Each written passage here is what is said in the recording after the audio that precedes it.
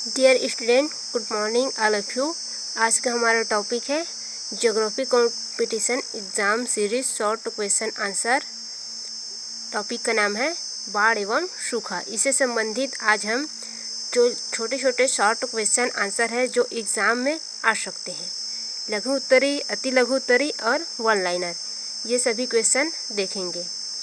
तो चलिए स्टार्ट करते हैं हम आज का टॉपिक बाढ़ एवं सूखा। तो इससे संबंधित आपका फर्स्ट क्वेश्चन बनता है बाढ़ किसे कहते हैं या सूखा किसे कहते हैं। तो चलिए देखते हैं।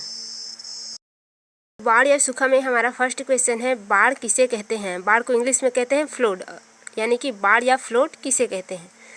तो इसका आंसर है नदी, झील या सागर तल के उत्थान के कारण, यानी कि ऊपर उठने के, उसमें जो पानी रहता है उसका ऊपर उठने के कारण भूमि के जो अस्थायी तौर पर जल से भर जाते हैं, यानी कि भूमि क्या होता है, अस्थायी जल से भर जाते हैं, यही क्या कहलाता है, हमारा बाढ़ कहलाता है। यानी कि जो नदी है, झील है या सागर है, उनकी जल स्तर क्या हो जाता है, ऊपर उठ जाता है और उसमें का जल कहाँ जाता है, भूमि पर आ जाता है। तो वही क्या कहलाता है, बाढ़ कहलाता है। अब नेक्स्ट क्वेश्चन देखते हैं। बाढ़ की उत्पत्ति किन किन कारणों से होती है। बाढ़ की उत्पत्ति के बहुत सारे कारण हैं। तो चलिए देखते हैं बाढ़ के उत्पत्ति के किन किन से कारण हैं। तो बाढ़ के उत्पत्ति के निम्न कारण हैं, वो कौन कौन से हैं। बाढ़ की उत्पत्ति के दो कारण प्रमुख होता है, एक मानवीय तरीके से और दूसरा होता है आपके प्राकृतिक, यानी कि आपके मानवीय कारक हो जाते हैं और एक प्राकृतिक कारक हो जाते हैं। ये दोनों क्या है, आपके बाढ़ के प्रमुख कारक है। इसके अंतर्गत ये निम्न कारक आते हैं, कौन कौन से हैं। अतिवृष्टि यानी कि अधिक वर्षा, हिमद्रवण यानी कि हिमों का पिघलना, उच्च ज्वार या बांध का टूटना, ये या नदियों का मार्ग परिवर्तन, ये इसमें अवसादीकरण यानी कि अवसादों का जमाव, ये सभी क्या आते हैं, बाढ़ के कारणों में आ जाते हैं। फिर आपका अगला क्वेश्चन है संयुक्त राष्ट्र के अनुसार बाढ़ किसे कहते हैं। संयुक्त राष्ट्र ने बाढ़ को परिभाषित किया है। तो संयुक्त राष्ट्र के अनुसार बाढ़ किसे कहते हैं, तो उसके अनुसार बाढ़ जलाधिक्य की परिस्थिति है, यानी कि संयुक्त राष्ट्र के अनुसार बाढ़ किसे कहते हैं, बाढ़ कहते हैं जलाधिक्य की परिस्थिति को, यानी कि जल की अधिकता की जो परिस्थिति होता है उसे क्या कहते हैं, बाढ़ कहा जाता है उनके अनुसार। तो चलिए देख लेते हैं। जिसमें नदियों की आयतन क्षमता के अधिक क्या होता है, जल क्या हो जाता है, नदियों की जो आयतन यानी कि जल भराव क्षमता है उससे अधिक जल प्रवाह होने लगता है, जिसके कारण तटबंध टूट जाते हैं और जो कृषि क्षेत्र है या रहवासी क्षेत्र है वो क्या हो जाता है, जलमग्न हो जाते हैं। यही आपका जलाधिक्य कहलाता है। यानी कि संयुक्त राष्ट्र ने बाढ़ किसे कहा है, जल की अधिकता का। और जल की अधिकता कब होती है, जब नदियों की जो जल भराव क्षमता होती है उससे अधिक जल आ जाता है और क्या हो जाता है, भूमि, कृषि भूमि व रहवासी क्षेत्र, जितने भी क्षेत्र है वहाँ क्या हो जाता है, जल भरा हो जाता है। तो वही हो जाता है बाढ़। फिर आपका अगला क्वेश्चन देखते हैं। बाढ़ के प्राकृतिक कारण कौन कौन से हैं।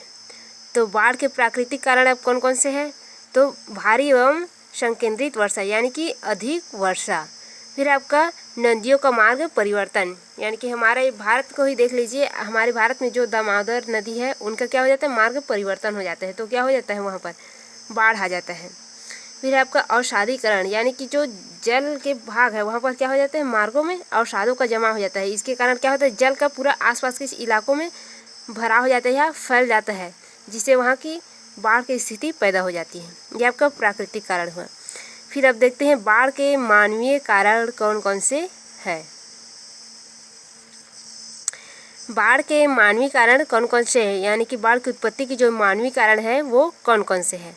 तो चलिए देखते हैं। बाढ़ की उत्पत्ति के मानवीय कारण निम्न है। पहला कौन सा है, पेड़ों की अंधाधुंध कटाई।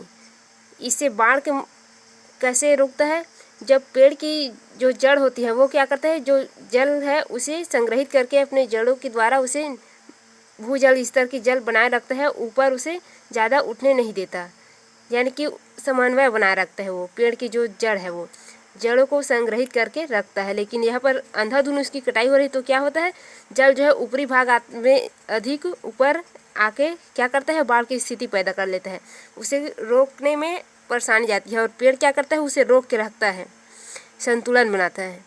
फिर आपका दोषपूर्ण कृषि पद्धति, यानी कि कृषि का क्या करते हैं वो लोग, जब पर्वतीय क्षेत्र में, पर्वतीय या पहाड़ी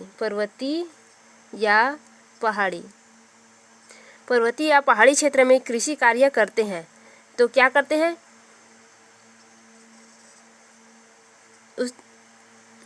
तो पर्वतीय या पहाड़ी क्षेत्र में कृषि कार्य करते हैं तो उसमें क्या होता है, जब पानी का बहाव होता है तो क्या होता है, वो नीचे की तरफ आता है तो वहाँ पर अपरदन अधिक होता है कृषि क्षेत्र में।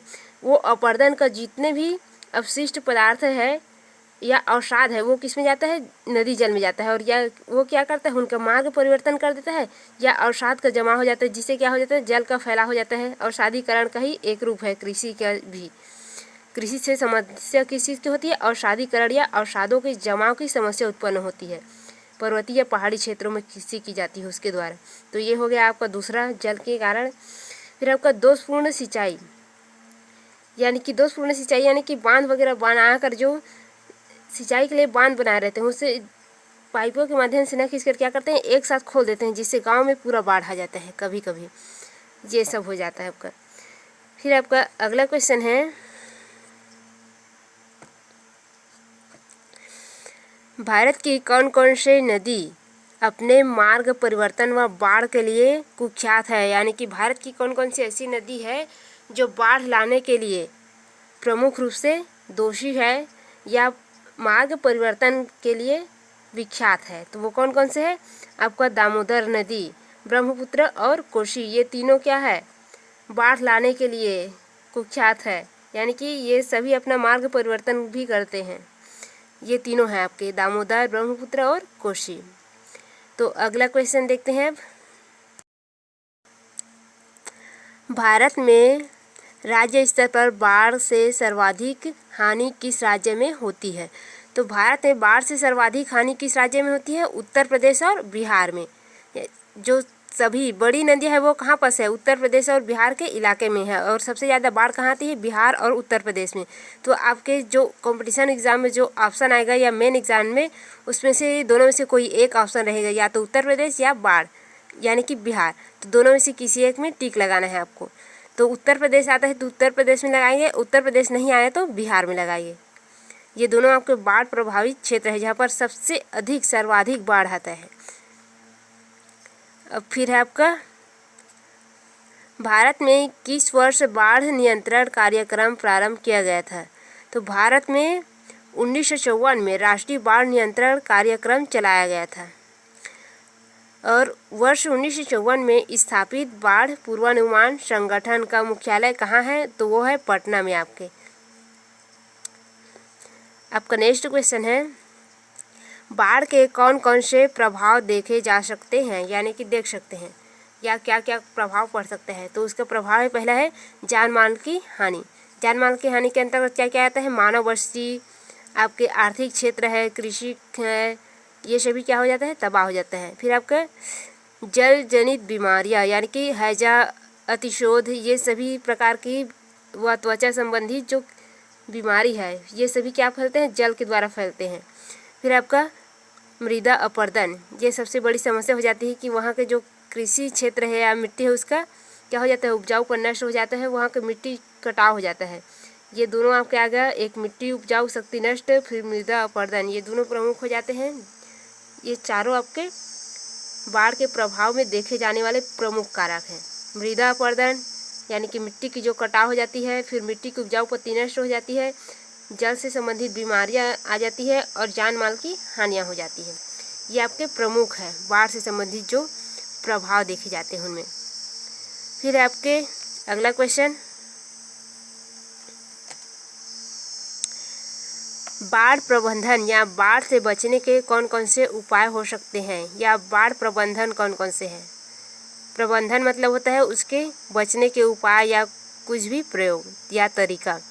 तो चलिए देखते हैं बाढ़ से बचने के कौन कौन से उपाय हो सकते हैं या प्रबंधन कौन कौन से हैं। तो पहला है जल वैज्ञानिक आंकड़ों का संग्रहण या पूर्वानुमान, यानी कि जो वैज्ञानिक है उनके द्वारा बाढ़ से पहले ही उसकी जानकारी मिल जाना, ये पूर्वानुमान। या तटबंध निर्माण, यानी कि जो भी जलाशय क्षेत्र है, नदी है, आपका झील है, उसके आसपास जो गांव के आसपास है वहाँ क्या करना चाहिए, तटबंध का निर्माण करना चाहिए ताकि वहाँ का जो ऊपरी पानी है वो गांव की तरफ ना आए। फिर आपका नदी तल की सफाई, यानी कि अवसादों की जमाव ना हो ताकि वह का पानी गांव में फैल सके, यानी कि अवसादी जो है वो नदी के तल में जम जाते हैं, तो इससे क्या होता है गांव में फैलकर वो बाढ़ लाता है। तो उन अवसादों की सफाई करना चाहिए, नदी तल की सफाई। गांव को ऊंचाई में बसाना चाहिए, यानी कि जो नदी है आपके, जो भी सागर है, नदी है, उसके आसपास जो गांव है उसे क्या करना चाहिए, ऊंचा स्थान पर बसाना चाहिए ताकि बाढ़ का जो पानी है उन तक ज़्यादातर ना पहुंच पाए। फिर आपकी बाढ़ की चेतावनी, यानी कि बाढ़ की चेतावनी जो मौसम विभाग द्वारा बनाए गए हैं या आपदा प्रबंधन विभाग है उनके द्वारा क्या आसपास के जो नदी के इलाके में जो रहते हैं, आसपास रहते हैं बाढ़ प्रभावित क्षेत्र में, उनको बाढ़ की चेतावनी पहले से मिलनी चाहिए। फिर आपका धरातली अफवाह में सुधार, यानी कि आपके धरातली जो अफवाह क्षेत्र है उसमें भी सुधार होना चाहिए। और पेड़ों की कटाई के रोकथाम ये अधिक होना चाहिए ताकि वो उसकी संतुलन बना रहे। फिर आपका बांधों का जलाशयों का निर्माण, यानी कि आपकी बांधों व जलाशयों का निर्माण भी करना चाहिए। और बाढ़ नियंत्रण आयोग, इसकी भी स्थापना होनी चाहिए। फिर आपका अगला क्वेश्चन आता है सूखा से संबंधित। तो चलिए देखते हैं, सूखा किसे कहते हैं। सूखा को क्या कहते हैं, ड्रग कहते हैं, ड्रग। तो सूखी ऐसी स्थिति को कहा जाता है जब लंबे समय तक वर्षा या अत्यधिक वाष्पीकरण और जलाशयों तथा भूमिगत जल के अत्यधिक प्रयोग से भूजल स्तर क्या हो जाते हैं, उसमें कमी हो जाता है, यानी भूतल पर जल की कमी हो जाती है, या जल अभाव बोलते हैं उसी को, यानी कि जल की कमी।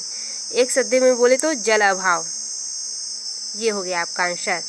सूखा किसे कहते हैं, तो इसके टॉपिक में आपका रहेगा जल अभाव या जल की कमी, जो भी रहे वो आएगा। तो इसमें आपका आता है एक शब्दों में जल अभाव कहते हैं इसी को। फिर आपकी सूखा की समस्या किन किन कारणों से उत्पन्न हो सकते हैं, तो वो देखते हैं। प्रमुख कारण है आपका सूखा की समस्या से जो उत्पन्न करने वाले हैं वो कारक। पहला है वर्षा की कमी, यानी कि कम वर्षा होना भी क्या है, सूखा की एक समस्या है। फिर है पेड़ों की अंधाधुंध कटाई, यानी कि पेड़ की अंधाधुंध कटाई होती है तो क्या होता है, वर्षा की कमी होती है। फिर आपके पानी जल या अंधाधुंध दुरुपयोग, यानी कि पानी या जल का क्या होता है, अंधाधुंध दुरुपयोग करते हैं वो लोग, ये भी आपका जल की कमी और सूखा को निमंत्रण देता है। फिर आपका भूजल स्तर की नीचे गिरना, ये क्या है, सूखा की एक समस्या है, यानी कि भूजल स्तर नीचे चला जाता है, क्या होता है, वहाँ पर सूखा पड़ जाता है ये। फिर है आपका अगला क्वेश्चन, सूखे कितने प्रकार के होते हैं, यानी कि सूखे को कितने प्रकार में बांटा गया है। तो पहला है आपका मौसम वैज्ञानिक सूखा, फिर आपका कृषिगत सूखा यानी कि भूमि आर्द्रता सूखा, फिर है जल विज्ञान संबंधी सूखा और पारिस्थितिकी सूखा। ये सभी क्या है, सूखे के प्रकार है, इसे याद रखेंगे, ये पूछ सकते हैं या ऑप्शन में इनको दे सकते हैं। फिर आपका नेक्स्ट क्वेश्चन बनता है, भारत में ज़्यादातर सूखा कब पड़ता है। तो भारत में ज़्यादातर सूखा कब पड़ता है, जब दक्षिण पश्चिम मानसून क्या हो जाता है, कमज़ोर हो जाता है, तब क्या पड़ता है, भारत में सूखा की समस्या देखी जाती है। फिर आपके भारत के अत्यधिक सूखा ग्रसित क्षेत्र कौन कौन से हैं। तो भारत में अत्यधिक सूखा ग्रसित क्षेत्र कौन है, राजस्थान और गुजरात का क्षेत्र है। तो राजस्थान के क्षेत्र कौन कौन से हैं, अरावली पर्वत के पश्चिमी भाग जो मरुस्थली है, जैसलमेर, बाड़मेर, ये सभी जिला इसके अंतर्गत आ जाते हैं। और एक आपका है गुजरात के कच्छ का क्षेत्र, ये दो सबसे अधिक प्रभावित क्षेत्र है जो कि सूखा ग्रसित है। फिर आपका अगला क्वेश्चन आता है, सूखे से निपटने के लिए कौन कौन से उपाय हो सकते हैं। सूखे की पूर्व सूचना यानी कि सूखे की पूर्वानुमान। फिर आपका वनों की अंधाधुंध कटाई पर रोक करना, ये भी आपकी सूखे की समस्या से बचाव है। जलों की अंधाधुंध दुरुपयोग के नियंत्रण करना ताकि जलों की भूजल स्तर बनाए रखे या जलों की जो उपयोगिता है उसको बनाए रखें। फिर आपका जलाशयों का निर्माण करना और उसमें पानी को संग्रहित करके रखना है ताकि सूखे की समस्या ना आए। फिर आपका वर्षा जलों का संरक्षण एवं पानी का सदुपयोग, जो अंधाधुंध पानी का उपयोग हो रहा है उस पर नियंत्रण करना, और वर्षा जल है उसके क्या करना है, जलाशयों बांधों आदि के द्वारा उसके संग्रहण करके रखना, और पानी का सदुपयोग करना यानी कि पानी का सही उपयोग करना। फिर है लोगों को तत्कालिक सहायता, यानी कि जब सूखे की समस्या आए तो लोगों को उस समस्या से निपटने के लिए तात्कालिक सहायता यानी कि उसकी खान पान रहन सहन इसके लिए दवाई वगैरह सब दिलाना। फिर आपका जल संग्रहण के लिए बांधों का निर्माण करना, यानी कि जो भी जल है उसको संग्रहण करके रखने के लिए बांध वगैरह का निर्माण करना। फिर आपका कम वर्षा वाले क्षेत्र में कम पानी वाले फसलों का उत्पाद करना, ताकि आपकी जो पानी का है वो सही उपयोग किया जा सके या पानी की समस्या ना हो। ये सभी आपके सामान्यतः एग्ज़ाम में आने वाले प्रमुख क्वेश्चन हैं। तो आज का टॉपिक यहीं ख़त्म होता है। फिर अगला टॉपिक नेक्स्ट देखेंगे, भूगोल से संबंधित कोई नई टॉपिक जो कि एग्ज़ाम में आने लायक क्वेश्चन आंसर हो।